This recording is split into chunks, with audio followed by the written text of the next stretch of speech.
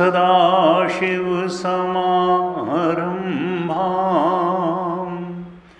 शङ्कराचार्यमध्यमाम् अस्मदाचार्यपर्यन्तां वन्दे गुरुपरम्पराम्।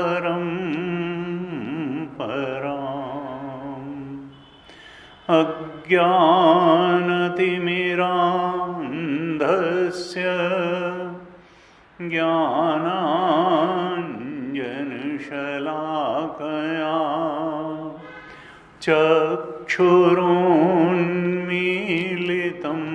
येन तस्मै श्री गुरवे नमः। तस्मै श्री गुरवे नमः। सच्चिदानन्दरूपाय विश्वोत्पत्त्यादिहेतवे तापत्रयविनाशाय श्रीकृष्णाय वयं नुमः। यं प्रव्रजन्तमनुपेतमपेतकृत्यं द्वैपायनो विरहकातर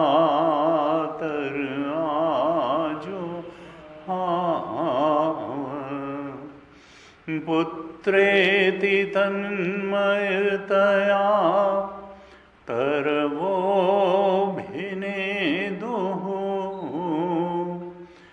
तं सर्वभूतहृदयं मुनिमानतोऽस्मि।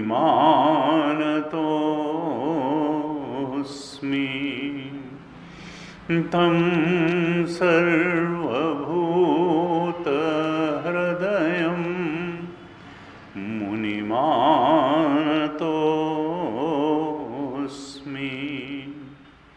नारायणं नमस्कृत्य नरं चैव नरोत्तमं देवीं सरस्वतीं व्यासं ततो जयमुदीरयेत्।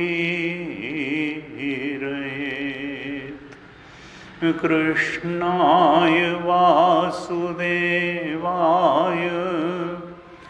हरये परमात्मने प्रणत क्लेशनाशाय गोविंदाय नमो नमः। प्रणत क्लेशनाशाय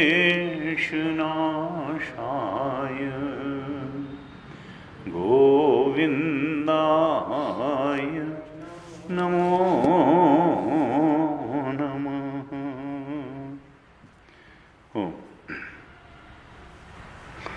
श्रीमद् भागवत महापुराण के तृतीय स्कंध पर हम चर्चा कर रहे हैं और इस तृतीय स्कंध में मैत्रेय जी और विदुर जी के संवाद के रूप में कथा का प्रसंग चलता है। अब बड़ा महत्वपूर्ण प्रसंग, हमने 20 अध्यायों तक चर्चा की थी पिछली कक्षा में। इस स्कंध में कुल 33 अध्याय हैं और जिसमें 21 से और 33 अध्याय तक यानी 13 अध्यायों में एक बड़ा ही ज्ञानवर्धक, भक्तिवर्धक, वैराग्यवर्धक प्रसंग चलता है और वो है भगवान कपिल के ज्ञानावतार का प्रसंग। भगवान कपिल माता देवहूति के गर्भ से इस धरती पर आए। उन्होंने सांख्य शास्त्र से मानवता का परिचय कराया। ये सांख्य शास्त्र पहले भी था लेकिन लुप्त हो गया था, तो उसको पुनरुज्जीवित किया। उसके प्रणेता कहे जाते हैं। और ये सांख्य शास्त्र जो भागवत जी में कपिल भगवान ने बताया, वो सांख्य जो 6 सिस्टम्स ऑफ इंडियन फिलॉसफी हैं, ईश्वर कृष्ण जी का जो सांख्य शास्त्र है, उससे ये जो है थोड़ा अलग है। क्योंकि जो 6 सिस्टम्स ऑफ इंडियन फिलॉसफी हैं, उसमें जो सांख्य शास्त्र पढ़ाया जाता है, प्रकृति और पुरुष के विवेक से आत्मज्ञान की बात उसमें कही गई है, तो वो सांख्य दर्शन निरीश्वरवादी है। वो ईश्वर को नहीं मानते हैं। जो 6 सिस्टम्स ऑफ इंडियन फिलॉसफी, जिसमें न्याय, वैशेषिक, सांख्य, योग, पूर्व मीमांसा और उत्तर मीमांसा। पूर्व मीमांसा का मतलब है कर्मकांड और उत्तर मीमांसा का मतलब है वेदांत। और योग हम जानते हैं, योग पतंजलि उसके प्रणेता हुए। न्याय वैशेषिक, न्याय तर्क है, वैशेषिक है चिदण्वय। और सांख्य और योग की फिलॉसफी बहुत कुछ एक है, लेकिन योग निरीश्वरवादी नहीं है। उसमें ईश्वर का स्वरूप माना गया है, लेकिन उनका ईश्वर प्रकृति को उत्पन्न नहीं करता है, प्रकृति को चलाने वाला नहीं है। हाँ, ईश्वर की ईश्वर प्रणिधानात् समाधि सिद्धि, इतना उन्होंने माना है सांख्य योग दर्शन में कि ईश्वर एक क्लेश कर्म विपाक आशय अपरामृष्टै पुरुष विशेष ईश्वर। ये ईश्वर की परिभाषा योग दर्शन में तो है कि जैसे हम लोग कर्म बंधन में बंधे हुए हैं, जीव जितने हैं, तो ईश्वर को कोई कर्म का बंधन नहीं है, उसको पंचक क्लेश भी नहीं है। जीव तो अपने कर्म बंधन से बंध करके देह में आता है, अनेक अनेक जन्मों की वासनाएं संस्कार ले करके आता है, और इन्हीं के कारण क्यों? अविद्या से। तो 5 क्लेश माने उन्होंने, अविद्या, अस्मिता, राग, द्वेष, अभिनिवेश। लेकिन ईश्वर जो है वो इन क्लेशों के परे है। ईश्वर को न कोई वासनाओं का बंधन है, न कर्म का बंधन है, न उसको पंच क्लेश सताते हैं, न क्लेश कर्म विपाक विपाक आशय, न उसके अंदर क्लेश है, न कर्म है, न उन कर्मों का विपाक प्रारब्ध है कोई उसका, इनसे अछूता है, अपरामृष्ट ही है। क्लेश कर्म विपाक, उसके अंतःकरण भी नहीं है। यानी शुद्ध चेतन है, शुद्ध चेतन है उनका भी ईश्वर, आत्मस्वरूप है। क्लेश कर्म विपाक आशय अपरामृष्ट ही पुरुष विशेष, बाकी सब तो पुरुष हैं, प्रकृति एक है, पुरुष अनेक हैं। जो जो पुरुष प्रकृति के बंधन से छूटता चला जाता है, योग दर्शन के सिद्धांत में वो मुक्त होता चला जाता है, उसको कैवल्य प्राप्त। और कहा शुद्ध साम्य कैवल्यम। जब ये अंतःकरण उतना ही शुद्ध पवित्र निर्मल हो जाता है जितनी आत्मा है, तो बस यही मुक्ति है। इसी के लिए अष्टांग योग है, इसी के लिए अभ्यास और वैराग्य है, इसी के लिए ध्यान है। योगश्चित्त वृत्ति निरोधा, इच्छा अनुसार वृत्तियों की जब शांति हो जाती है, इच्छाओं की शांति होगी तो वृत्तियों की भी शांति हो जाएगी। क्योंकि वृत्ति क्यों बनती है कि वृत्ति के अनुसार फिर कर्म होगा, कर्म से परिस्थिति बनेगी, उसका भोग होगा। अगर इच्छाएं ही हट जाएं तो वृत्ति की कोई जरूरत नहीं है, संकल्प की कोई जरूरत नहीं है। तदा दृष्टु स्वरूपे अवस्थानम, तब दृष्टा की अपने स्वरूप में स्थिति हो जाती है।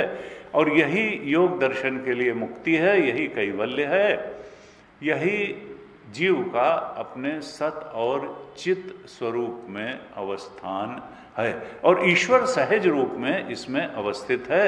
ईश्वर का कॉन्सेप्ट वहां हुआ कि क्लेश कर्म विपाक आशय ही अपरामृष्ट ही पुरुष विशेष ईश्वर है। एक पुरुष विशेष है ईश्वर, जो कि क्लेश कर्म विपाक नहीं है, अंतःकरण नहीं है, और जीवों में ये सब बंधन है, पंचक्लेश। यहां जो कपिल भगवान ने जो, और सांख्य दर्शन जो योग और सांख्य है, वहां भी प्रकृति पुरुष का विश्लेषण है, लेकिन वो कहते हैं विवेक से, प्रकृति और पुरुष के विवेक से ही। जब पुरुष अपने स्वरूप को, वहां पे अष्टांग योग नहीं है, वहां पर कोई कहा बस विवेक करके कि प्रकृति से आसक्ति मूर्खता है। जब पुरुष इस बात को समझ जाता है, विवेक द्वारा समझ जाता है, और अपने प्रकृति से अलग अपने अस्तित्व को, शुद्ध चेतन अस्तित्व को पहचान लेता है, तो यही मुक्ति है। यहाँ ईश्वर की कोई जरूरत ही नहीं है, ऐसा सांख्य। तो जो बहुत बुद्धिमान लोग होते हैं, अपने को वैज्ञानिक विचारधारा का कहते हैं, वो ये कहते हैं हमको सांख्य दर्शन बहुत अच्छा लगता है। क्यों? क्योंकि उसमें ईश्वर का कोई कॉन्सेप्ट ही नहीं है, उन्होंने कहा ईश्वर की कोई जरूरत ही नहीं है। विवेक करो और प्रकृति से अपने अलगाव को समझ लो, प्रकृति से आसक्ति की मूर्खता को पहचान लो, अपने चेतना की, चेतना को अलग जान लो। प्रकृति जड़ है, तुम चेतन हो। तुम कहाँ ये जड़ प्रकृति के चक्कर में, आसक्ति में, तादात्म्य करके बंधन में पड़े हो जन्म जन्म। बस अपने चेतन स्वरूप को विवेक के द्वारा जड़ प्रकृति से अलग पहचान लेना, बस यही तो मुक्ति है।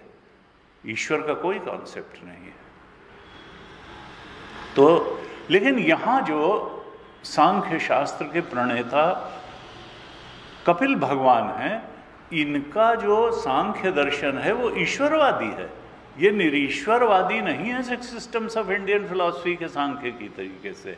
यहाँ तो भक्ति का बड़ा महत्व है, ईश्वर का बहुत महत्व है, ईश्वर की कृपा का बहुत महत्व है। और हम क्रमशः देखेंगे जब वो अपनी माता देवहूति को उपदेश करेंगे कपिल भगवान की, उन्होंने उसमें क्या क्या बातें बताई, कैसे उन्होंने ज्ञान का महत्व बताया, वैराग्य का महत्व बताया, भक्ति का महत्व बताया, अंतःकरण की निर्मलता और शुद्धि का महत्व बताया, कैसे उन्होंने सद्गुणों का महत्व बताया। 21वें अध्याय से ये प्रसंग प्रारंभ होता है, और इसको भी हम थोड़ा देखेंगे कि कपिल का ज्ञानावतार जो हुआ कपिल भगवान का, उसका परिप्रेक्ष्य क्या है, कैसे कर्दम ऋषि और देवहूति का विवाह हुआ, उस प्रसंग को देखने के बाद फिर हम आगे। तो 21वें अध्याय से ये प्रसंग प्रारंभ होता है। विदुर जी के प्रश्न के उत्तर में मैत्रेय जी कहते हैं कि विदुर जी, जब ब्रह्मा जी ने कर्दम ऋषि को आज्ञा दी कि तुम संतान की उत्पत्ति करो, तो उन्होंने सरस्वती नदी के तट पर 10,000 वर्षों तक तपस्या की। देखिए पहले के लोग कैसे होते थे, क्योंकि ये कहते हैं कि अगर किसी शुद्ध आत्मा को अवतार लेना है तो उतने ही शुद्ध आचरण वाले, अंतःकरण वाले माता पिता भी चाहिए। वो कहीं भी कैसे भी नहीं जन्म ले लेगा इतना पवित्र परमात्मा। उसके लिए तपस्वी माता पिता चाहिए, शुद्ध निर्मल अंतःकरण वाले चाहिए, भक्ति भाव से भरे हुए होने चाहिए। तो ब्रह्मा जी ने कर्दम ऋषि से कहा कि तुम सब, और वो तपस्या करने चले गए। 1000 वर्ष तक तपस्या की, और जब भगवान ने उनकी तपस्या से प्रसन्न होकर के उनको दर्शन दिए तो कर्दम जी ने कहा कि भगवान, मुझे तो आप अपने समान शील और आचरण वाली कन्या से मेरा विवाह हो जाए ऐसा वरदान दीजिए। 21वें अध्याय के 15वें श्लोक में कहा, तथा सचाहम परिवोडुकामः समान शीलाम ग्रह मेध धेनु। मैं अपने अनुरूप स्वभाव वाली और गृहस्थ धर्म के पालन में सहायक शीलवान कन्या से विवाह करने के लिए आपसे वरदान मांगता हूं। ऐसे भगवान के सामने जब अपनी इच्छा प्रकट की, कामना प्रकट की, प्रार्थना की कि समान शीला आचरण जो मेरे गृहस्थ धर्म में सहायक हो, ऐसी कन्या से मेरा विवाह हो, ये वरदान दीजिए। तो भगवान ने कहा कि कर्दम जी, मेरी आराधना कभी निष्फल नहीं होती है, और फिर आपका चित्त तो मुझ में निरंतर लगा ही रहा है। आप जैसे महात्मा के पास तो मेरी उपासना को छोड़ करके अन्य कोई कार्य ही नहीं होता है। तो ऐसे उन निरंतर भगवद रमण में ही लगाए हुए चित्त वाले उपासकों की साधना का तो और अधिक फल होता है। कहा, ऋषिवर, अनेक वर्षों से तुम्हारा चित्त जैसी भार्या को पाने के लिए समाहित है, अब बहुत जल्दी वैसी ही एक राजकन्या का प्रस्ताव लेकर के उसके पिता तुम्हारे पास आएंगे, और वो राजकन्या तुम्हारी वैसी ही पत्नी होगी जैसी तुम्हारी इच्छा है। वो तुम्हारी सेवा करेगी और तुम उसके गर्भ से 9 कन्याओं को उत्पन्न करोगे, और फिर उन कन्याओं को तुम मरीचि आदि ऋषि गण जो हैं उनसे उन कन्याओं का विवाह करोगे, और फिर उन कन्याओं के गर्भ से भी आगे संतानें उत्पन्न होंगी जिनसे कि यह सृष्टि बढ़ेगी। फिर कहते हैं कि मुनिवर, मैं भी अपने अंश से तुम्हारे ही माध्यम से तुम्हारी पत्नी देवहूति के गर्भ में अवतीर्ण होऊंगा और सांख्य शास्त्र की रचना करूंगा। ये भगवान ने पहले ही कर्दम ऋषि को वरदान दे दिया। मैत्रेय जी कहते हैं, विदुर जी, ये आशीर्वाद देकर के भगवान फिर चले गए, और कर्दम ऋषि वहीं जहां उन्होंने तपस्या की थी, बिंदु सरोवर के तट पे, सरस्वती के तट पे, वहीं पे वो रुके रहे। और इधर जल्दी ही मनु महाराज अपनी पत्नी शतरूपा के साथ रथ पर सवार होकर के और अपनी कन्या देवहूति को भी साथ लेकर के महर्षि कर्दम के आश्रम पर आए। और मनु जी ने कहा, विद्वान ऋषि, मैंने सुना है कि आप विवाह करना चाहते हैं, और आपका जो ब्रह्मचर्य है वो एक सीमा तक है, नैष्ठिक ब्रह्मचारी नहीं। जैसे नैष्ठिक ब्रह्मचारी होते हैं, आजीवन ब्रह्मचर्य का व्रत लेते हैं। जैसे हरिद्वार में जो दीक्षा होती है तो कुछ लोग नैष्ठिक ब्रह्मचारी की दीक्षा लेते हैं, यानी फिर वो गृहस्थ में नहीं जाएंगे। सामान्य रूप से जो ब्रह्मचारी दीक्षा होती है तो उसमें कोई शास्त्र के अनुसार कोई ये पाप कर्म नहीं होगा अगर ब्रह्मचारी विवाह कर लेता है। और चिन्मय मिशन में ऐसी ही ब्रह्मचारी दीक्षा का चलन है, शायद गुरु देख करके। लेकिन सन्यास के बाद आप बैकवर्ड नहीं कर सकते हैं कि अब आपने, क्योंकि सन्यास तो वानप्रस्थ और उसके बाद का भी चरम आश्रम है, तो सन्यास के बाद अगर कोई सन्यास त्याग करके गृहस्थ जीवन में प्रवेश करता है तो वो पाप का भागी होगा, शास्त्र उसके लिए अनुमति नहीं देता है। लेकिन ब्रह्मचारी के बाद तो गृहस्थ है ही, ब्रह्मचारी दीक्षा के बाद आप गृहस्थ में प्रवेश कर सकते हैं। तो यहाँ मनु महाराज ने कहा कि हे विद्वान मुनिवर, आप नैष्ठिक ब्रह्मचारी नहीं हैं। मैंने यही सुना है कि आप जो है, आपका ब्रह्मचर्य एक सीमा तक है और आप विवाह करना चाहते हैं, इसलिए अब आप मेरी इस कन्या को स्वीकार करिए, मैं प्रसन्नतापूर्वक इसे आपको अर्पित करने के लिए आया। अब कर्दम ऋषि ने कहा कि ठीक है, आपकी कन्या सुशील है, साध्वी है, मैं इसको अवश्य स्वीकार करूंगा, लेकिन मेरी एक शर्त है कि जब तक इसके संतान नहीं हो जाएगी तब तक तो मैं गृहस्थ धर्म के अनुसार इसके साथ रहूंगा, लेकिन जब ये संतान इसको हो जाएगी उसके बाद मैं फिर संन्यास लेकर के भगवान के बताए रास्ते पर चलने के लिए शम दम आदि धर्मों को ही अधिक महत्व दूंगा, अर्थात मैं परिव्रज्या लेकर के आत्मबोध के लिए चला जाऊंगा। संतान उत्पत्ति तक ही मैं इसके साथ गृहस्थ धर्म का निर्वहन करूंगा। अब मनु जी ने देखा होगा तो उनको लगा कि नहीं, हमारी पत्नी शत्रुपा भी शर्त पे तैयार है, हमारी बेटी भी तैयार है। तब मनु जी ने अपनी पत्नी और बेटी का रुख देखते हुए सहर्ष कर्दम जी को अपनी कन्या का दान कर दिया। अब यहाँ 22वें अध्याय के 37वें श्लोक में कहते हैं, मैत्रेय जी कहते हैं, विदुर जी, जो पुरुष भगवान के आश्रित रहता है उसको किसी प्रकार का दुख नहीं पहुंचता है। शारीरा मानसा दिव्या वैयासे ये च मानुषाः, 22 के 37 श्लोक में कहते हैं 22वें अध्याय के, भौतिकाश्च कथम क्लेशा बाधन्ते हरि संशयम, जो हरि के संशय में आश्रय में रहता है उसको तीनों प्रकार के दुख किसी प्रकार से प्रताड़ित नहीं कर सकते हैं।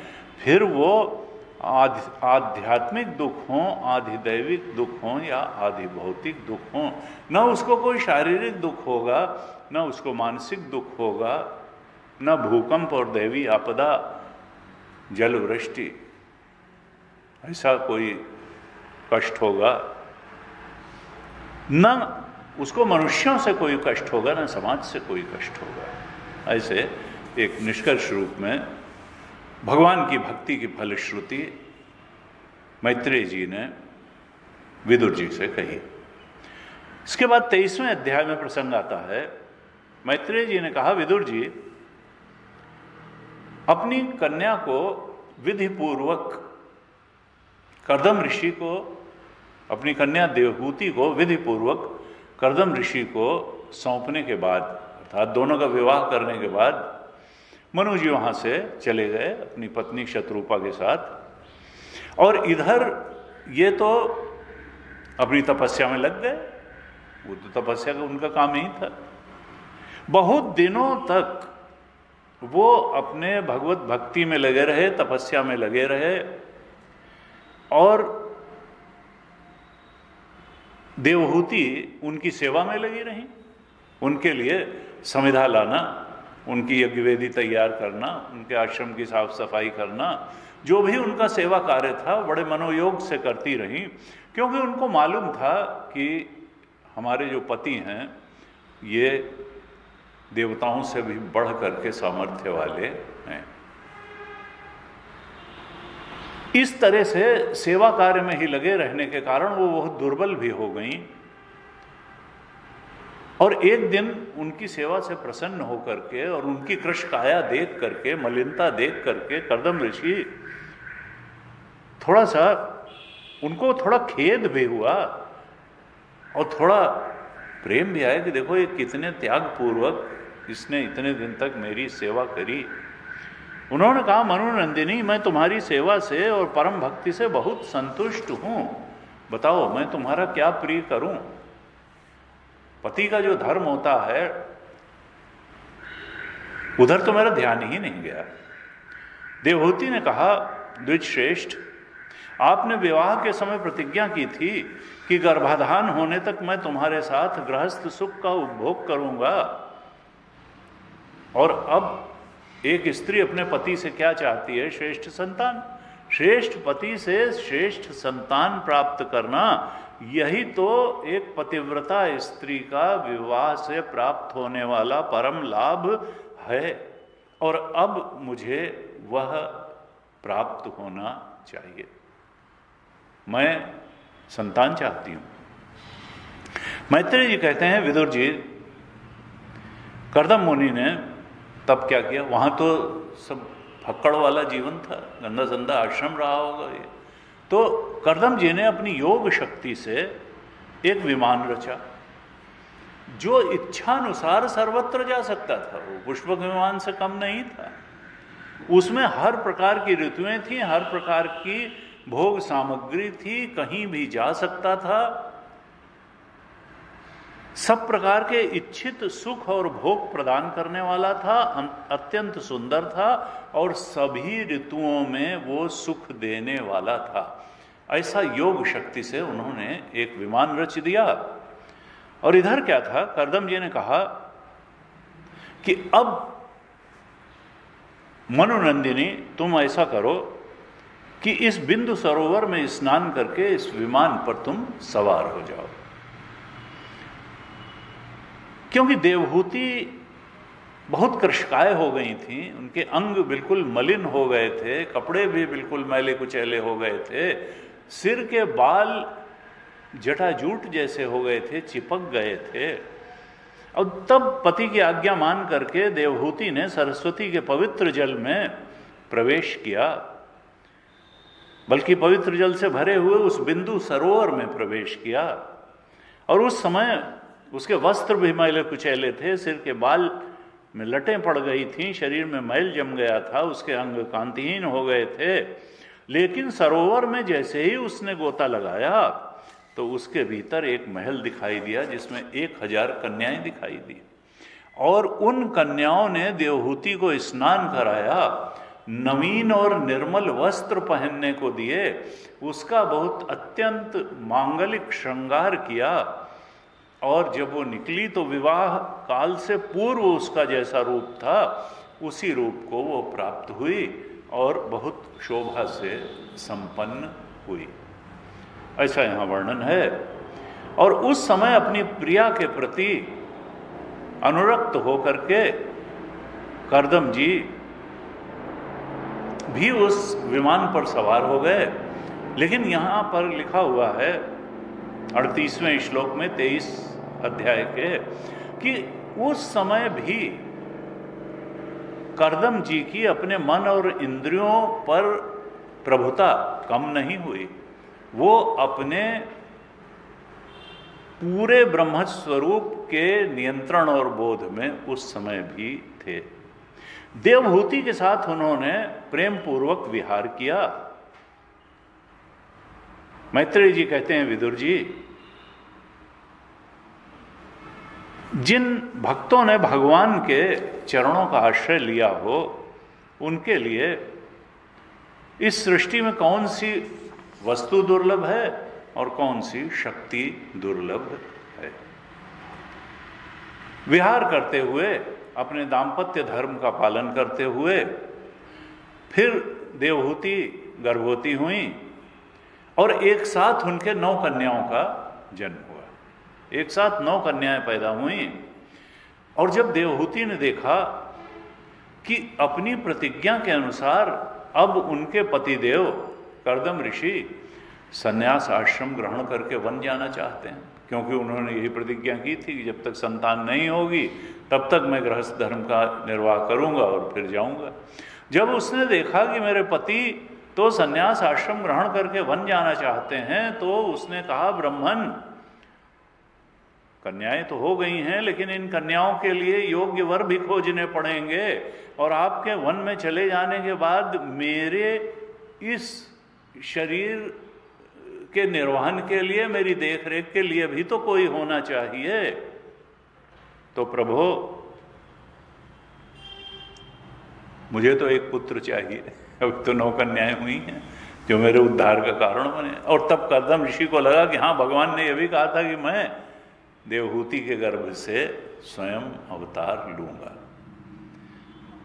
यहां पर बड़े सुंदर श्लोक हैं, 23वें अध्याय के 55 और 56 श्लोक।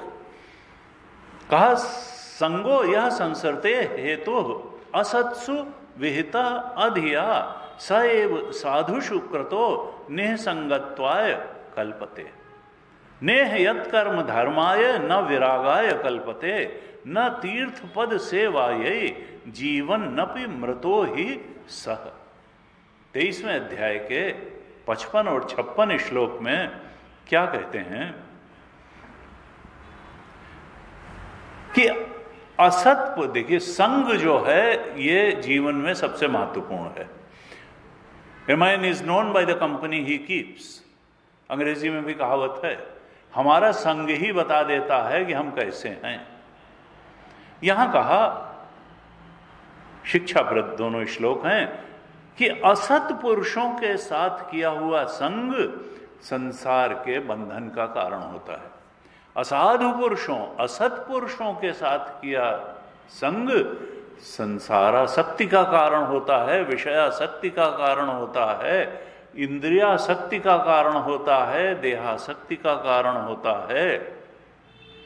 लेकिन वही संग जब साधु पुरुषों के साथ किया जाता है, सत्पुरुषों के साथ किया जाता है, तो वो सत्पुरुषों के साथ किया हुआ संग असंगता प्रदान कर देता है, वो अनासक्ति की ओर ले जाता है, वो बंधन का कारण नहीं होता। साधु पुरुषों के साथ किया हुआ संग मुक्ति का कारण होता है, और असत पुरुषों, असाधु पुरुषों के साथ किया हुआ संग बंधन का कारण होता है, संसार में बंधन से बांध देता है, और सत्पुरुषों का संग बंधन से मुक्त कर देता है। तो संग बुरा नहीं है, संग किससे किया जा रहा है, साधु पुरुष से या असाधु से। ऐसे कहा, संसार में कौन से कर्म करने चाहिए और कौन से कर्म नहीं करने चाहिए। तो 56 श्लोक में कहा, नेह यत् कर्म धर्माय न विरागाय कल्पते। जिन कर्मों से न तो धर्म का पालन होता हो, न वैराग्य उत्पन्न होता हो, वो कर्म नहीं करने चाहिए। 3 बातें कहीं। जो कर्म धर्मानुसार न हो उनको नहीं करना चाहिए। जो कर्म वैराग्य न उत्पन्न करें, यानी आसक्ति उत्पन्न करें, संसार में और बंधन में जकड़ दें, उन कर्मों को नहीं करना चाहिए। जिनसे धर्म की उत्पत्ति न होती हो, जिनसे वैराग्य की उत्पत्ति न होती हो, और तीसरी चीज कही, जिससे भगवान की सेवा न संपन्न होती हो, भगवत चरणानुराग बढ़ता न हो जिन कर्मों से, उन कर्मों को नहीं करना चाहिए। जिन कर्मों से धर्म की वृद्धि होती हो, वैराग्य की वृद्धि होती हो, भगवत भक्ति की वृद्धि होती हो, उन्हीं कर्मों को करना चाहिए। यानी धर्म, वैराग्य और भगवान के चरणों की भक्ति बढ़ने वाले ही कर्म करने से मनुष्य का कल्याण है। कहा, जो इन तीनों मापदंडों पर खरे न उतरने वाले कर्म करते हैं, वो पुरुष जीते हुए ही मुर्दे के समान हैं। जीवन नपि मृतो ही सह, वो जीवित रहते हुए भी मृत ही हैं। जिनके कर्म ऐसे हैं कि न धर्म की उत्पत्ति होती है, न वैराग्य की उत्पत्ति होती है, न जिनसे भगवान की भक्ति संपन्न होती हो, और ऐसे कर्म करने वाले तो जीते हुए भी मरे के समान हैं।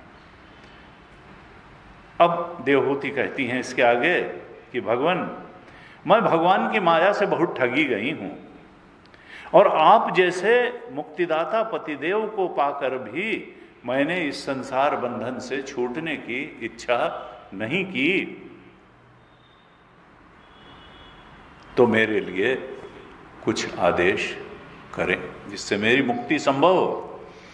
अब 24वां अध्याय प्रारंभ होता है। कर्दम जी कहते हैं कि तुम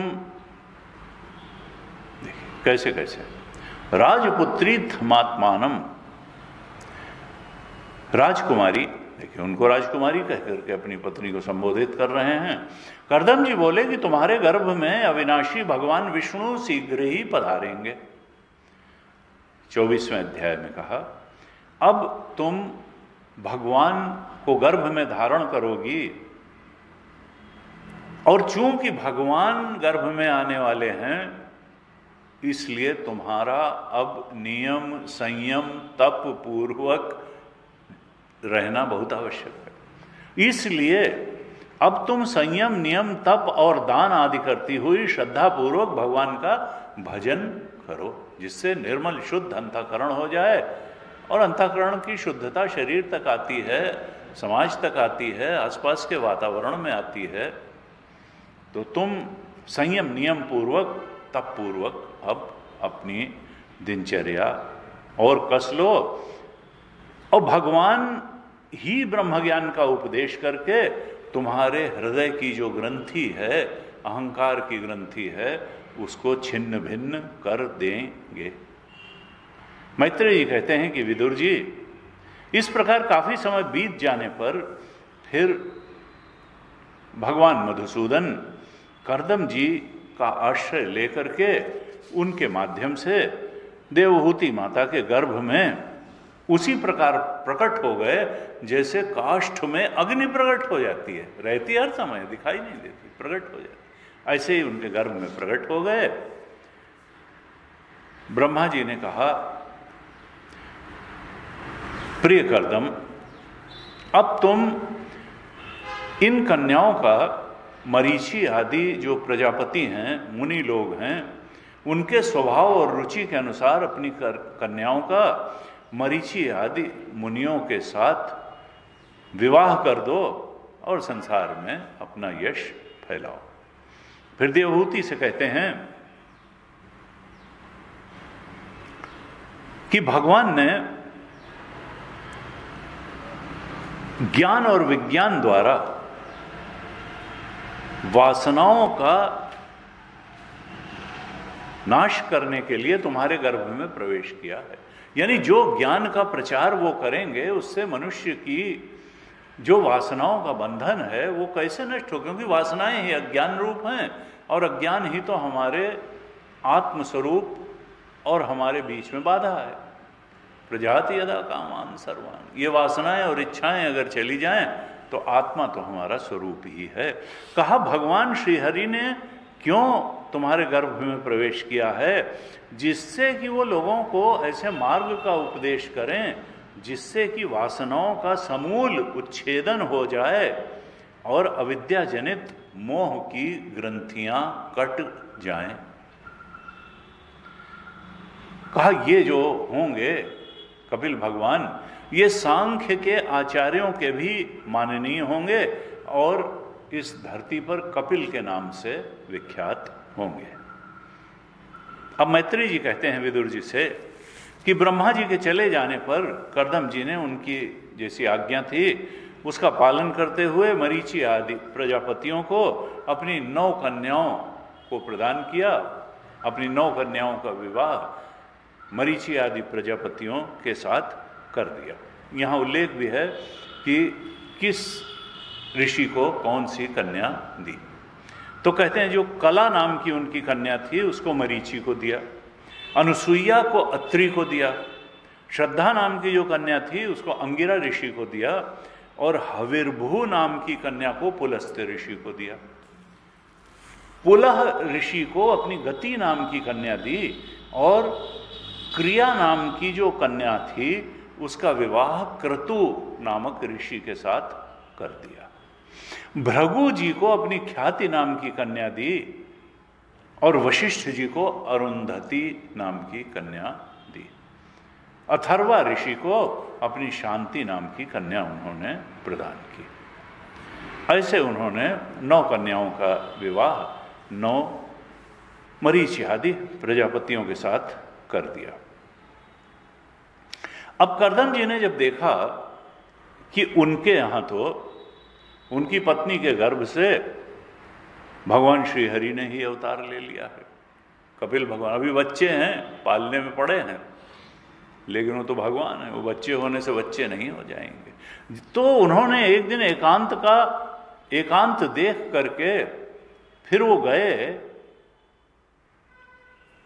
उन शिशु रूप कपिल के पास, भगवान कपिल के पास, और उन्हें प्रणाम करके बड़े आदर पूर्वक कहा। 32वें श्लोक में है, ऐश्वर्य वैराग्य यशो अवबोध वीर श्रिया पूर्तमहम प्रपद्ये। भगवान आप ऐश्वर्य, वैराग्य, यश, ज्ञान, वीर्य और श्री, इन 6 ऐश्वर्यों से पूर्ण हैं और मैं आपकी शरण में आया हूं, प्रपत्ति करता हूं, मैं आपके शरणागत हूं। और फिर कहा, भगवान अब मैं संन्यास मार्ग को ग्रहण करना चाहता हूं, जिससे कि अनवरत आपका चिंतन करते हुए मैं शोक रहित होकर के, आत्मनिष्ठ होकर के, अपने भगवत स्वरूप में परिनिष्ठित होकर के, ब्रह्मबोध ब्रह्मनिष्ठा प्राप्त करके इस धरती पर काल के भोग के लिए काल पर्यंत प्रारब्ध पर्यंत विचरण करूं। जब इस प्रकार से, और इसके लिए मैं आपकी आज्ञा चाहता हूं। भगवान ने कहा कि मैंने तो अवतार इसीलिए लिया है कि जो मुक्ति चाहते हैं, जो इस कारण शरीर सूक्ष्म शरीर से मुक्त होना चाहते हैं, लिंग शरीर से मुक्ति चाहने वाले मुनियों के लिए आत्मदर्शन में उपयोगी जो ज्ञान है, उस ज्ञान का प्रतिपादन करने के लिए ही तो मैंने जन्म लिया है। कहते हैं ये आत्मज्ञान का जो मार्ग है ये बड़ा सूक्ष्म है, रहस्यपूर्ण है, और ये बहुत समय से लुप्त हो गया था, और इस ज्ञान को फिर से प्रकट करने के लिए मैंने ये शरीर ग्रहण किया है। फिर कहते हैं, अपने पिताजी से कहते हैं, मुनिवर मैं आज्ञा देता हूं कि तुम जाओ और अपने सारे के सारे कर्म मुझे अर्पण करते हुए मोक्ष पद को प्राप्त करने के लिए मेरा भजन करो। अपने पिता को, लौकिक पिता को आशीर्वाद दिया। कहा मैं स्वयं प्रकाश हूं और संपूर्ण जीवों के अंतःकरण में चेतना रूप से रहने वाला परमात्मा मैं हूं। स्वयं प्रकाश मैं हूं, परमात्मा मैं हूं, सारे जीवों के अंतःकरण में चेतन बन करके रहता हूं। फिर कहते हैं, मुनिवर जब तुम बिल्कुल शुद्ध बुद्धि से अपने ही अंतःकरण में मेरा, क्योंकि अब बच्चा बन के तो आ ही गए, उससे नहीं पूरा होता है। दशरथ के लड़के भी राम आए, लेकिन इसका मतलब यह नहीं कि वो मुक्त हो गए। न बाहर दर्शन से मुक्ति होती है, न बच्चा बन के आने से भगवान के, जब तक ईश दर्शनम स्वात्म रूपता, भगवान का दर्शन आत्मा के रूप में नहीं होता है, तब तक बात पूरी होती नहीं है। रमण महर्षि ने बड़ा स्पष्ट रूप से उपदेश सार में कहा, बात कब खत्म होगी, मुक्ति कब होगी, जब हम अपनी इसी आत्मा को परमात्मा के रूप में जान लेंगे, पहचान लेंगे, अनुभव कर लेंगे। क्योंकि वेदांत गप्पबाजी नहीं है, ये अनुभव पर्यवसायी ज्ञान है। अखंडा जी महाराज कहते थे, हम अद्वैत सत्ता को इसलिए नहीं मानते कि शंकराचार्य ने अद्वैत तत्व का प्रतिपादन किया, हम इसलिए अद्वैत को मानते हैं क्योंकि हमने अद्वैत का अनुभव किया है। वेदांत का ज्ञान कहे सुने की बात नहीं। कुछ लोग कहते हैं अच्छा आप ये मानते हैं, मानने की नहीं, ये जानने की बात है। मानते मानते अगर जानना ना हो, यहां पे 3 स्टेजेस हैं, श्रुति, युक्ति और अनुभूति। श्रुति, युक्ति और अनुभूति ये तीनों होनी चाहिए। श्रुति का मतलब है कि वेदांत अर्थात उपनिषद में की ऋचाएं परम प्रमाण हैं। अतीन्द्रिय ज्ञान के बारे में परम प्रमाण हैं उपनिषद की ऋचाएं। वो जो कह रही हैं वो ठीक हैं, लेकिन फिर कोई कह दे कि फिर जो है बाइबल की पंक्तियां क्यों नहीं प्रमाण हैं, कुरान की पंक्तियां क्यों नहीं प्रमाण हैं, तुम्हारी ही क्यों प्रमाण हैं उपनिषद की पंक्तियां। कहा देखो श्रुति परम प्रमाण है अतीन्द्रिय विषयों में। भगवान की सत्ता है कि नहीं, जीव क्यों आया, जीव कैसे आया, जीव की मुक्ति कैसे होगी, मुक्ति का स्वरूप क्या है, इसके बारे में उपनिषद परम प्रमाण है। और चूंकि गीता भी उपनिषद का ही सार है, इसलिए गीता भी प्रमाण है और ब्रह्मसूत्र प्रमाण है। तो कहा देखो श्रुति परम प्रमाण है, लेकिन श्रुति युक्ति से भी समर्थित होनी चाहिए। लेकिन वो केवल समर्थित, युक्ति अपने आप में प्रमाण नहीं है। श्रुति मता स्तर का, श्रुति जिस हिसाब से तर्क दे करके आपको जिस लक्ष्य की ओर बढ़ाना चाहती है, श्रुति के अनुसार श्रुति द्वारा दिखाए गए लक्ष्य को प्राप्त करने के लिए तो युक्ति प्रमाण है, कुतर्क प्रमाण नहीं है। दुष्ट तर्क सब दूर भगाई तुलसी। ये दुष्ट तर्क यानी कुतर्क करने अगर आप करेंगे, श्रुति के अनुसार तर्क करेंगे, तब तो वो श्रुति द्वारा दिखाए गए लक्ष्य तक पहुंचा देगा। साधना पंचकम में ये लिखा भगवान शंकराचार्य ने कि वेदो नित्यम धीयताम, रोज रोज उपनिषद का पाठ करना चाहिए। तद उदितम कर्म सुअनुष्ठिताम, और वो जैसे कर्म करने को बताता है वैसे बहुत अच्छे तरह से कर्म करना चाहिए। ये करते करते जब अंतःकरण शुद्ध हो जाएगा, तब फिर घर छोड़ के और गुरु के चरणों में बैठ करके ज्ञान ग्रहात तूर्णम विनिर्गम्यताम, फिर घर छोड़ करके गुरु के पास जाओ और सुनो और मनन करो, निध्यासन करो। और कहा श्रुतिमतास तर्कोनुसंधीयताम, उस परम लक्ष्य परम तत्व को श्रुति के बताए गए तर्कों के अनुसार तुम सोचते हुए, समझते हुए, चिंतन करते हुए उसका अनुसंधान करो, उस परम तत्व का। श्रुतिमतास तर्कोनुसंधीयताम, श्रुति के अनुसार तर्क करते हुए उस परम तत्व का अनुसंधान करो, सर्च करो, खोजो कि वो परम शक्ति, परम सत्य क्या है।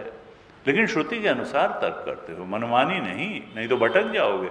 दुनिया ही मनमानी तर्क कर रही है, हम मानते ही नहीं भगवान को, हम मानते ही नहीं श्रुति मत। तो कहा युक्त, पहले तो श्रुति प्रमाण है, श्रुति प्रमाण के अनुसार फिर युक्ति करते करते तुम और आगे बढ़ जाओगे श्रुति मता स्तर को। और तब क्या होगा, अनुभूति तक पहुंच जाओगे। जब तक अनुभूति तक नहीं पहुंचोगे तब तक बात बनेगी नहीं। भगवत स्वरूप, आत्मस्वरूप, ब्रह्म स्वरूप, अद्वैत तत्व की अनुभूति होनी ही चाहिए।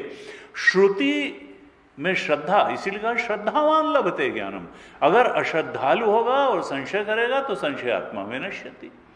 अज्ञश्च अश्रद्धानश्च संशयात्मा विनश्यति। नायम लोकोस्ति न परो न सुखम संशयात्मा, ना गीता में कहा।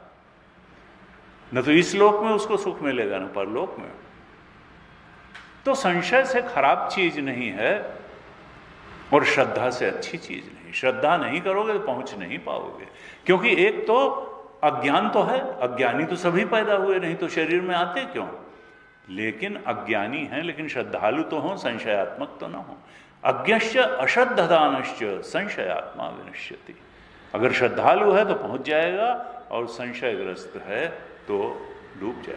लेकिन अब ये अंतःकरण की शुद्धि के स्तर पर होता है कि गुरु में श्रद्धा हुई कि नहीं हुई, शास्त्र में श्रद्धा हुई कि नहीं हुई, साधना में श्रद्धा हुई कि नहीं हुई, सत्संग में श्रद्धा हुई कि नहीं हुई। क्योंकि मनुष्य संसार का चिंतन करते करते संसारासक्त होते हैं ज्यादातर लोग, और बड़े बड़े सफल होते हैं संसार में। लेकिन संसार क्या है? जड़ है। और परमात्मा क्या है? चेतन है। परमात्मा का चिंतन करने से चेतना अस्तित्व में बढ़ती चली जाती है, चैतन्य का विकास उत्कर्ष होता चला जाता है। और संसार का चिंतन करने से जड़ता बढ़ती चली जाती है। ठोस ठोस जड़। हम में और पशु में क्या अंतर है? पशु हमसे भी ज्यादा जड़ है, जड़ बुद्धि वाला है। वो कोई प्रेम थोड़ा जानता है। किसी ने कहा नहीं हम तो भाई वैज्ञानिक बुद्धि के हैं। तो एक संत ने कहा वैज्ञानिक बुद्धि के हो तो विज्ञान ने कभी तुमको बताया कि भरोसा किसको कहते हैं? उसने तो बता दिया कि हाइड्रोजन बम क्या है, एटम बम क्या है, बिजली कैसे बनती है, और पुल कैसे बनाया जाता है, और सड़कें। लेकिन भरोसा क्या होता है ये बताया विज्ञान ने। ट्रस्ट क्या होता है, प्रेम क्या होता है, सुख क्या होता है, आनंद क्या होता है, आत्मीयता क्या होती है, ये सब कभी विज्ञान ने बताया? किसी वैज्ञानिक से बताया नहीं। ये it is not within our purview, ये हमारे चिंतन का विषय। तो फिर विज्ञान का क्या? तो जो उसने बना दिया, अब ये तुम्हारे ऊपर है कि उसका तुम बिजली घर बनाने में उपयोग करो या रूस की तरीके से यूक्रेन के बिजली घरों को नष्ट करने में बम का उपयोग कर लो। विज्ञान नहीं बताएगा कि ये तुम्हारे लिए सुखद है कि दुखद है। ये तो तुम्हारे प्रेम, सौहार्द और आनंद, आत्मीयता का है। उनका कोई शेर ये नहीं करता है कि मारो सारे हिरणों को। आदमी कहता है मारो पूरे देश के ही हजारों लाखों, और बिना बात मारो। कोई उससे मिलना भी नहीं उनको मारने से। भाई वो तो जितनी भूख हुई, उनका कोई घड़ियाल जो है और मगरमच्छ नदी में, तालाब में, बड़े सरोवर में है तो वो उतनी ही मछलियां मारता है जितने से उसका पेट भरता है। ये नहीं कहता कि ये मेरी दुश्मन है मछलियां, अब साफ करो इस तालाब को, मारो सारी मछलियों को। लेकिन मनुष्य का देखिए, अगर ये विज्ञान अभिशाप बन जाएगा, अगर इसके अंदर संवेदनशीलता नहीं होगी, अगर इसके अंदर आत्मीयता नहीं होगी, ट्रस्ट नहीं होगा, भरोसा नहीं होगा, दूसरे के मदद करने का भाव नहीं होगा, हेल्पिंग नेचर नहीं होगा, स्वार्थपरता की पराकाष्ठा होगी, अहंकार की पराकाष्ठा होगी, तो फिर ये जानवरों से बदतर हो जाएगा।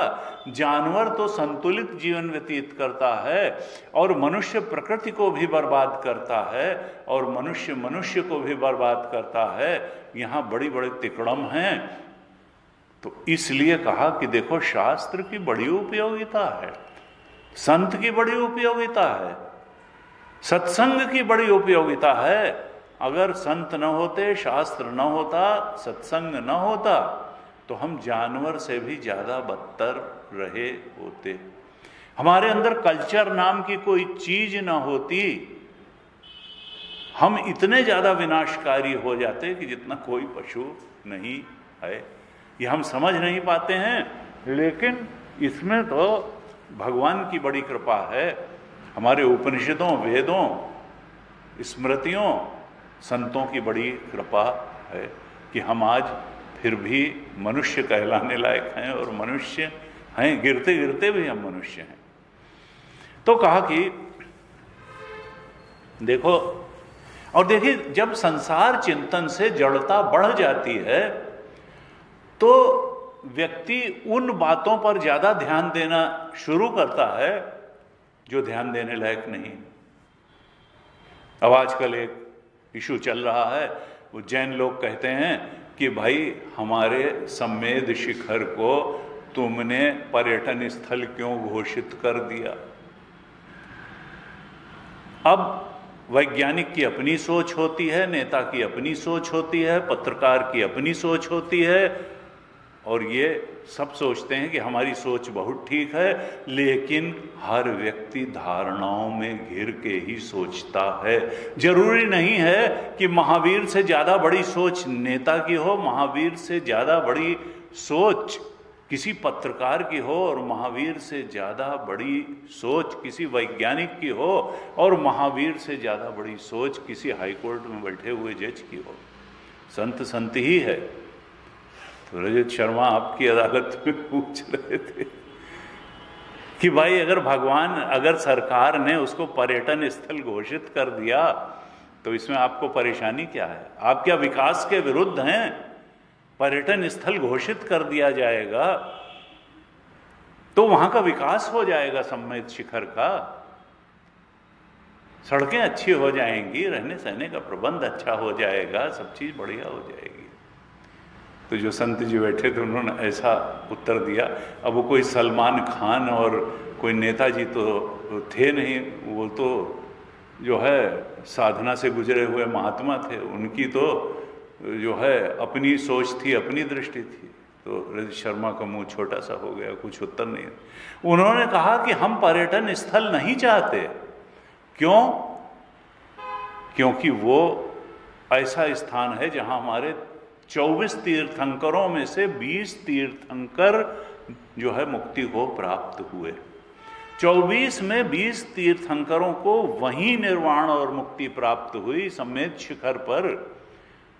और तपस्या जो है वो एसी में बैठ के नहीं की जाती है। अगर कोई बटर चिकन खाते हुए या बटर चिकन नहीं भी तो कम से कम चिली पनीर खाते हुए एसी में बैठ करके प्रवचन सुनते हुए सोचेगा कि हम तपस्या कर लेंगे, तो धेला तपस्या नहीं करेगा। वो सत्संग के नाम पर भी लांछन है, वो जो है शास्त्र के नाम पर लांछन है, वो अपने नाम पर लांछन है। हमारे शास्त्रों में कहा कि तपस्या के लिए तितिक्षा बहुत आवश्यक है। लोगों को यहाँ हाल में ठंड लगने शुरू होती है, उनका ध्यान पूजा में ही नहीं लगता, उनका रस सत्संग में बताई हुई बातों में नहीं है, उनका रस पूजा में नहीं है। वो देखते हैं कि भाई ठंड कितनी है और लोग कितने हैं, लोग कम हो, तुम क्यों आए? तुम यहां पूजा का रस लेने आए या ठंड और गर्मी? एसी लगवाया जाएगा तभी तुम सत्संग सुनोगे। ऐसे ऐसे जड़ बुद्धि के लोग संसार का चिंतन करते हुए समझते नहीं हैं कि तितिक्षा का साधना में क्या महत्व है। अगर तुम थोड़ी ठंड नहीं बर्दाश्त कर सकते, तुम थोड़ी गर्मी नहीं बर्दाश्त कर सकते हो, तो साधना क्या खाक करोगे, सत्संग क्या खाक करोगे? तुमको अपनी कमी का अंदाजा नहीं है और दूसरे की कमी निकालने के चक्कर में पड़े हुए हो। कुछ तो शर्म करो कि भाई हमारा कर्तव्य क्या है। दुनिया का आदमी आता है पहले, इसीलिए हमारे साथ एक थे, वो कहते थे जब लोग चलते थे बद्रीनाथ केदारनाथ और ये 4 धाम करने, तो घर वाले तेरा ही कर देते थे कि अब लौट के आएंगे कि नहीं आएंगे इसका कोई ठिकाना नहीं है। इतना साहस होता था। ये नहीं है कि वहाँ जो है अब जो है रिलीजियस टूरिज्म हो गया साहब, स्पिरिचुअल टूरिज्म, कि पता चला कि वहाँ शराब की बोतलें भी मिल रही हैं। और मैं ही आज से 20-30 साल पहले वहाँ या तो लाल बाबा का वहाँ पट्टी पे बैठ के खाना खा लीजिए, या खोखा टाइप होता था जिसमें डंडी के आगे कपड़ा लगा के पराठा और अचार और चाय, बस हो गया। आज जो है वहाँ तंदूरी रोटी और भट्टियाँ बनी हुई हैं, आप जो चाहिए मेनू कार्ड मिल रहा है। तो ये क्या मजाक बना के रखा हुआ है? वहाँ कोई सत्संग हो जाएगा, उस दर्शन का कोई लाभ होगा। जीवन में तितिक्षा नाम की कोई चीज़ है कि नहीं है? इंद्रिय संयम नाम की कोई चीज है कि नहीं है? मन संयम नाम की कोई चीज है कि नहीं है? संसार से उपरति है कि नहीं है? श्रद्धा है कि नहीं है? उसका कारण क्या है कि श्रद्धा है ही नहीं और चले आए सत्संग में। जब श्रद्धा नहीं होगी, तितिक्षा नहीं होगा, चित्त की एकाग्रता नहीं होगी, तो व्यक्ति अपने अंदर क्या गया क्या नहीं गया, कई लोग आए हैं, कई लोग बैठे हैं, कई लोग चले गए, ये इसी से गुरु जी कहते थे अगर रजोगुणी व्यक्ति आ जाएगा तो माला गिनेगा, फिर देखेगा महिलाएं कितनी आई, फिर देखेगा पुरुष कितने आए, फिर कहेंगे कुर्सियां कितनी पड़ी हैं, फिर हाल में दरवाजे कितने हैं। वो सत्संग की बातें सुनना छोड़ के और हर चीज देखेगा। और ऐसा देखने के बाद हम ही से बता जाते हैं कि मैं आपका प्रवचन नहीं सुनती हूँ, मैं तो बस देखती हूँ आपने चश्मा कितने बार छुआ, छाती कितने बार खुजलाई, यही देखती हूँ आकर के। ऐसे ऐसे लोग हैं इस धरती पर कि समझ में नहीं आता है कि इनका रहना इस धरती पर गलत है कि हमारा रहना गलत है। लेकिन खैर भगवान ने विचित्र दुनिया बनाई है। लेकिन यह तय है कि जो बात अच्छी है वो अच्छी है, जो बात साधारण है वो साधारण है। भले साधारण व्यक्ति अपने को चाहे जितना ऊंचा मान ले, लेकिन वो साधारण ही रहेगा, वो अच्छा नहीं हो जाएगा। अच्छा वही है जो श्रुति के रास्ते चल रहा है, अच्छा वही है जो भागवत के रास्ते चल रहा है, अच्छा वही है जो गीता के रास्ते चल रहा है। बाकी इस दुनिया में हर आदमी अपने को महान मान के ही जिंदा है और दूसरा कोई उसको महान मानने को तैयार नहीं है। फिर सवाल यह है कि कोई मापदंड है कि कौन महान है और कौन कम महान है और कौन दुर्दशा को प्राप्त है।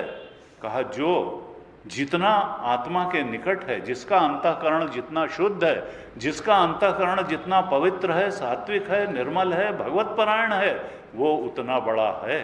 और जो संसार परायण जितना ज्यादा है, जिसके लिए कंफर्ट के अलावा जीवन का कोई मतलब ही नहीं है, वो उतना ही दयनीय है, उतना ही भर्त्सनीय है और उतना ही शोकग्रस्त होगा।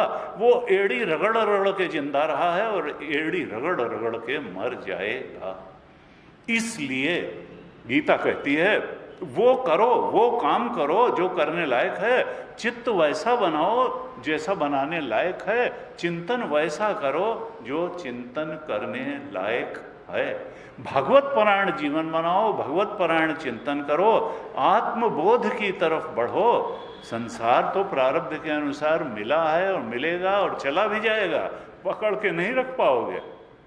ये मनुष्य जीवन जब मिल गया है तो उसको तुम भगवत परायण बनाओ। ये तुम इस मनुष्य जीवन में राक्षस से भी नीचे गिर सकते हो, पशु से भी नीचे और देवताओं से भी ऊपर उठ सकते हो। इसलिए तुम जरा देखो कि जीवन है क्या, और उसको शास्त्र ही आईना है जो इसमें तुम देख सकते हो कि हमारे अंतःकरण की स्थिति क्या है, हमारे चिंतन की स्थिति क्या है, हम किस पे तरस खा रहे हैं। हाँ, खुद तरस खाने लायक और तरस दूसरे पे खा रहे हैं। गुरुदेव कोई तरस खाने लायक थे कि इतना बड़ा चिन्मय मिशन उन्होंने बना दिया। हमने क्या किया जीवन में? हम इसका चौथाई आश्रम नहीं बना सकते हैं, जैसा कि उन्होंने सैकड़ों आश्रम जैसे बना दिए, उसका चौथाई, और हम उनको और उनकी बनाई हुई संस्था को क्रिटिसाइज करने की जरूरत करते हैं कि नहीं नहीं वो तो बहुत साधारण थे और हम तो बहुत महान हैं। तुम कुछ नहीं हो, तुम कोई महान नहीं हो, तुम कोई महान वही थे। महान गुरुदेव थे, महान तेजोमयन जी हैं, महान तपोवन जी महाराज थे, महान रामकृष्ण परमहंस थे, महान विवेकानंद थे, महान रमण महर्षि थे, महान संत एकनाथ थे, महान संत ज्ञानेश्वर थे, महान मीराबाई थी, महान मुक्ताबाई थी। तो हमको देखना चाहिए कि हम कहाँ खड़े हैं। और दूसरा ये नहीं कि चमड़े की जबान जो मन में आया वही बक दिया और जिसके लिए जो चाहा वो स्टेटमेंट पास कर दिया। बहुत संभाल करके बोलना चाहिए। शास्त्र में कहा पशु तभी बोलता है जब उसको बहुत भूख लगी होती है या कष्ट होता है, और हम जब जो चाहा कहा, जब जो चाहा कहा, जिसको जो चाहा कहा, जिससे जो चाहा कहा, बिना सोचे कि किसके सामने कौन बात बोलनी चाहिए और कौन बात नहीं बोलनी चाहिए। बस कहा कहा कहा, अपने को महान मान करके कहा। भले ये नहीं सोच रहे हैं कि तुम ही अपने को, कि सामने वाला भी महान मान रहा। इस दुनिया में कोई किसी को महान नहीं मानता है। मजबूरी में ही जितनी देर काम होता है किसी का किसी से, उतनी देर वो उसको महान मानता है।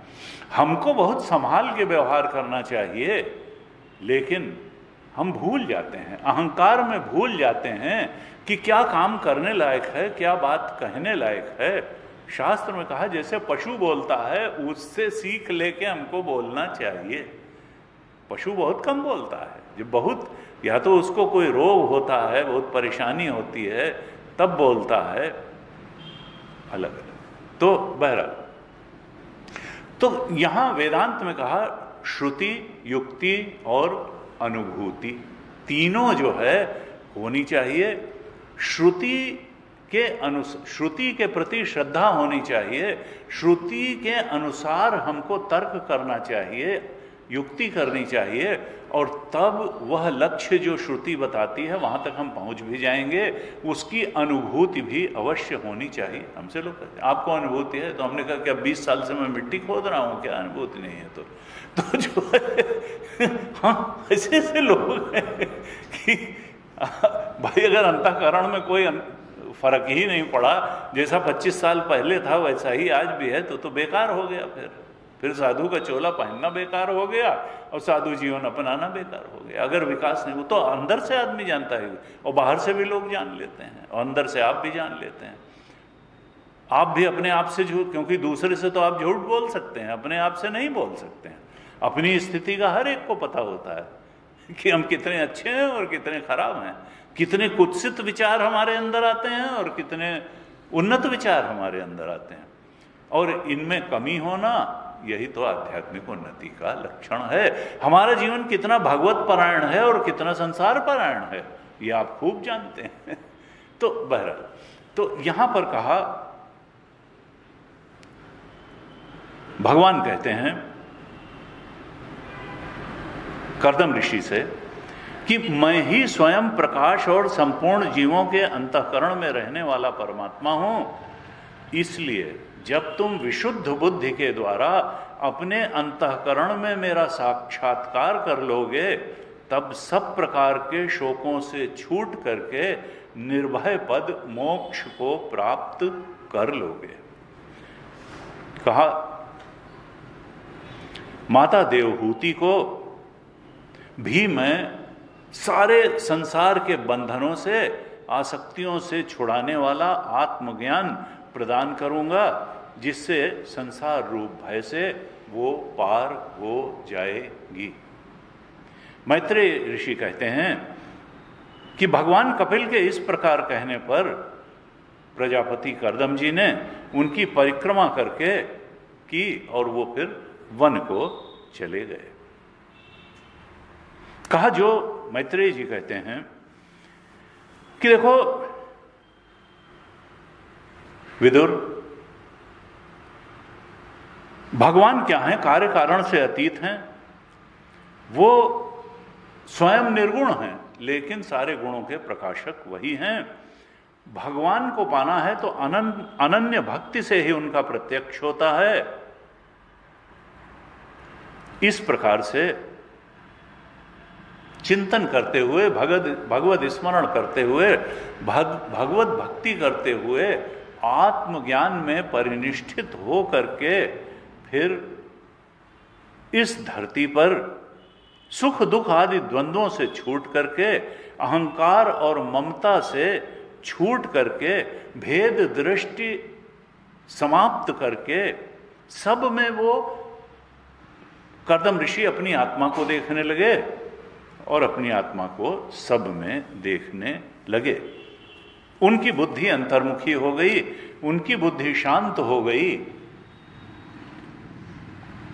परम भक्ति भाव से उन्होंने अपने चित्त को भगवान में स्थिर कर दिया और सारे बंधनों से मुक्त हो गए। 46वें श्लोक में कहते हैं, 25वें अध्याय के 24वें अध्याय के 24 अध्याय के 46 श्लोक में कहते हैं, 46 में, आत्मानं सर्वभूतेषु भगवंतम अवस्थितम अपश्यत सर्वभूतानि भगवत अपि चात्मनि। सब भूतों को अपने आत्मा में वो देखने लगे और सब भूतों में अपने आत्मा को और सब भूतों को अपनी आत्मा में। बिल्कुल जो गीता में कहा 6 अध्याय के 29वें श्लोक में कि सर्वभूतस्थमात्मानं भर सर्वभूतानि चात्मनि। 6:29 में कहा, सर्वभूतस्थमात्मा, सारे भूतों को अपनी आत्मा में, क्योंकि आत्मा ब्रह्म है, उसके बाहर क्या है, और सब तो प्रतीति मात्र है सत्य। 6:29 में कहा सर्वभूतस्थमात्मानम सर्वभूतानि च आत्मनि, अपने आत्मा में सब भूतों को देखने लगे और अपनी आत्मा को सारे भूतों में देखने लगे। ईक्षते योग युक्त आत्मा सर्वत्र समदर्शन, आत्मा के अलावा उनको कुछ दिखाई ही नहीं दे रहा है, सब में वही परमात्मा बैठा हुआ है, जो हमारा सत्य है वही सबका सत्य है। वहां भगवान ने 30वें श्लोक में कहा 6:30 में, यो माम पश्यति सर्वत्र सर्वम च मयि पश्यति, जो मुझे इस प्रकार से सर्वत्र देखता है और सब कुछ को मुझ में देखता है, तस्या हम न प्रणश्यामि, उसको मैं कभी छोड़ता नहीं हूं, और सच में न प्रणश्यति, वो मुझे कभी नहीं छोड़ता है। इस प्रकार से कहते हैं इच्छा और द्वेष से रहित होकर के, सर्वत्र समबुद्धि होकर के, भगवत भक्ति से संपन्न होकर के करदम जी ने भगवान के परम पद को प्राप्त कर लिया। इस प्रकार से ये 24वें अध्याय तक का वर्णन आता है। अब ये 25वें अध्याय से ज्ञान का प्रकरण शुरू होता है। 25वें अध्याय से अध्याय के अंत तक फिर कपिल भगवान अपनी माता देवहूति को उपदेश करते हैं ज्ञान भक्ति और वैराग्य का, कि किस प्रकार से उस परम सत्य के बोध में स्थित हुआ जाए। इस पर हम अगली कक्षा से विचार करेंगे। आज यहीं तक रखते हैं। ओम पूर्णमदः पूर्णमिदं पूर्णात् पूर्णमुदच्यते पूर्णस्य पूर्णमादाय पूर्णमेवावशिष्यते। ओम शांति शांति शांति। हरि ओम। श्री गुरुभ्यो नमः। हरि